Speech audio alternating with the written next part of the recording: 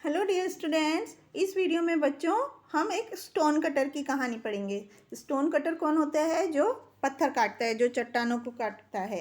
तो बच्चों, हम सबकी अपनी अपनी लाइफ में बहुत सारी इच्छाएं होती हैं। कुछ होती हैं उनमें से जो पूरी हो जाती हैं और कुछ होती हैं जो नहीं हो पाती हैं। लेकिन जो पूरी नहीं होती हैं उसका मतलब ये नहीं है कि हमें दुखी हो जाना चाहिए, कि क्योंकि जो चीज़ हमारे पास नहीं है, या हम सिर्फ जो हमारे हमारे पास जो चीज़ें हैं हमें उनसे खुश रहना चाहिए। तो इस चीज़ को हम बोलते हैं संतोष, कंटेंटमेंट। कंटेंटमेंट मतलब होता है कि जो कुछ भी हमारे पास है हम उससे खुश हैं।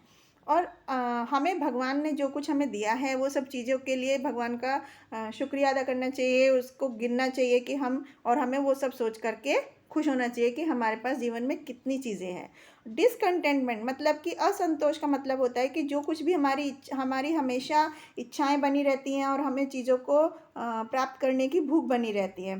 तो इस तरह से क्या होता है, हम अपने जीवन में हमेशा दुखी रहते हैं। हम कभी भी खुश नहीं रह पाते कि जो चीज़ हमारे पास है हम उनको भूल जाते हैं, और जो चीज़ नहीं है हमेशा उनके लिए दुखी रहते हैं। तो इस बात को समझने के लिए यहाँ पर हम एक स्टोन कटर की कहानी पढ़ते हैं। एक बार एक स्टोन कटर था। स्टोन कटर मतलब जो पत्थर काटता है। वो बहुत ही ज़्यादा दुखी था। वो सोचता था कि भगवान ने मेरे साथ न्याय नहीं किया, मेरे साथ अच्छा नहीं किया, मेरे जीवन में कुछ भी अच्छा नहीं है। तो एक दिन वो एक बहुत धनवान व्यापारी के घर के पास से गुजर रहा था। तो उसने देखा कि उसके पास बहुत सारा ज़मीन जायदाद है, बहुत सारे लोग हैं उसके आसपास। तो वो सोचता है कि ये जो व्यापारी है ये कितना शक्तिशाली है। तो वो पत्थर काटने वाला जो होता है वो ये सब सोच के उससे बहुत ज़्यादा जेलस हो जाता है, जलन करने लगता है, और सोचता है, इच्छा करता है भगवान से कि भगवान मैं भी एक इस व्यापारी की तरह बन सकूं। तो as he pass through a forest, जैसे वो जंगल के पास से गुजरता है तो वो देखता है कि एक सन्यासी पेड़ के नीचे बैठा हुआ है, और वो उस सन्यासी के पास जाता है और बोलता है कि अपनी समस्या बताता है उनको। तो सन्यासी उसकी बात चुपचाप सुनते हैं और मुस्कुराते हैं, और फिर अपने बर्तन में से थोड़ा सा जल लेकर के उसके ऊपर छिड़क देते हैं, जो पत्थर काटने वाला है उसके ऊपर। तो वो बहुत ही सरप्राइज होता है, और वो देखता है कि अचानक से वो जो है उस व्यापारी की तरह बन गया। वो बहुत सारे जो लग्जरीज हैं, जो ऐशो आराम की चीज़ें हैं, उनको इंजॉय करने लगा, और उसके पास बहुत सारी पावर आ गई जो कि उसने कभी सोची थी कि मैं भी ऐसे शक्ति हूँ मेरे पास। तो उसने कुछ दिन उन ऐशो आराम में बिताए, और एक दिन फिर वो अपने राजा के प्रोसेसन मतलब जुलूस उसने देखा कि राजा का जुलूस निकल रहा है। तो वो एक बहुत ही जो बहुत सुंदर सा सजा हुआ रथ था उस पर बैठ करके बहुत सारे सिपाहियों के साथ जा रहे थे। हर कोई उनके राजा जब गुजर रहे थे उनके पास से तो उनके आगे सिर झुका रहा था। तो वो सोचता है कि ये राजा कितने शक्तिशाली होते हैं, मुझे भी राजा की तरह ही काश मैं राजा की तरह हो सकता। तो वो दोबारा से उस सन्यासी के पास जाते हैं और उसको राजा बनाने के लिए बोलते हैं। तो सन्यासी फिर उसको राजा बना देते हैं। और एक दिन जब वो गर्मी के दिनों में बहुत ज़्यादा गर्मी थी, उस दिन उसका जुलूस में जाता है। तो वो सोचता है कि कितना ज़्यादा बेआरामगी महसूस करता है वो उस चीज़ में।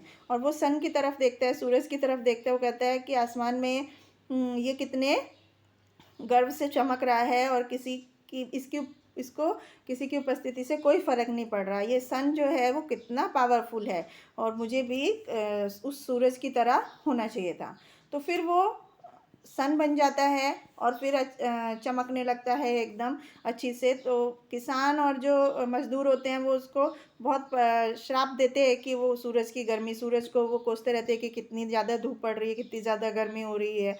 तो एक दिन एक बड़ा सा काला बादल उसके बीच में से गुजरता है, और पृथ्वी पर तो उसकी लाइट, उसकी जो रोशनी होती है वो नीचे नहीं जा पाती ज़मीन पर। तो वो सोचता है कि ये बादल कितना शक्तिशाली है, मैं भी इस बादल के जैसे होना चाहिए मुझे भी। तो वो फिर से सन्यासी के पास जाता है, और सन्यासी उसको बादल बना देते हैं। लेकिन जैसे ही वो बादल बनता है तो उसे पता चलता है कि कोई उसको धक्का दे रहा है बहुत ज़्यादा फोर्स के साथ। वो कौन होता है? वो महसूस करता है कि ये एक विंड है, बहुत तेज़ बहने वाली जो हवा होती है वो है। तो वो कहती है ये विंड कितना पावरफुल है, कितनी शक्तिशाली है, मैं ये विंड बन जाता। तब फिर वो सन्यासी के पास जा कर के हवा बन जाता है, तेज़ हवा बहने वाली। और वो फिर घरों की छतों को उखाड़ देता है, पेड़ों को उखाड़ देता है, और फिर क्या होता है, जो लोग उनके नीचे रहते हैं वो सब उससे घृणा करने लगते हैं, हेट करने लगते हैं। उसके कुछ क्षण बाद वो किसी चीज़ के पीछे जा कर के वो देखता है कि कोई एक चीज़ ऐसी है कि जो हिल नहीं रही है अपनी जगह से। वो कहता है कि उसको कितनी भी ज़ोर से हिलाए वो हवा वो हिल नहीं रही है। तो वो सोचता है कि ये क्या चीज़ है? तो वो देखता है कि ये बहुत बड़ी-सी चट्टान है। तो वो फिर सोचता है कि ये चट्टान कितनी पावरफुल है और मैं इस चट्टान के जैसे बन सकता।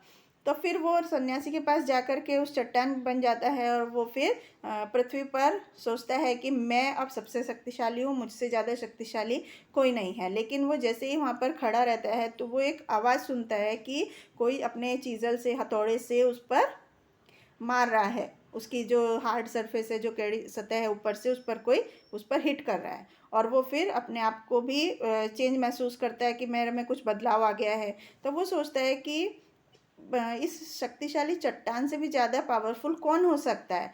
तो ही लुक डाउन, वो नीचे देखता है और दूर देखता है कि वहाँ पर एक स्टोन कटर है, पत्थर काटने वाला है। फिर उसको एहसास होता है कि प्रकृति ने हमें जिस तरह से बनाया है वो हमारे लिए वो ही सबसे अच्छा होता है। तो हमें जो कुछ भी हम हैं उससे हमें हमेशा संतोष रखना चाहिए। जो कुछ हमारे पास है या जो कुछ हम हैं, हमें जो चीज़ हमारे पास नहीं है उनके लिए परेशान नहीं होना चाहिए। और क्योंकि अगर हम जो चीज़ हमारे पास नहीं है उसके बारे में सोचते हैं तो हमें हमेशा दुख होता है, हम हमेशा दुखी रहते हैं। और अगर हम सेटिस्फेक्शन रखेंगे जो कुछ हमारे पास है या जो कुछ हम हैं वो भगवान ने हमारे लिए ही बनाया है, तो हमें उसके बारे में सोच करके भगवान को थैंक यू करना चाहिए और हमेशा खुश रहना चाहिए। Thank you.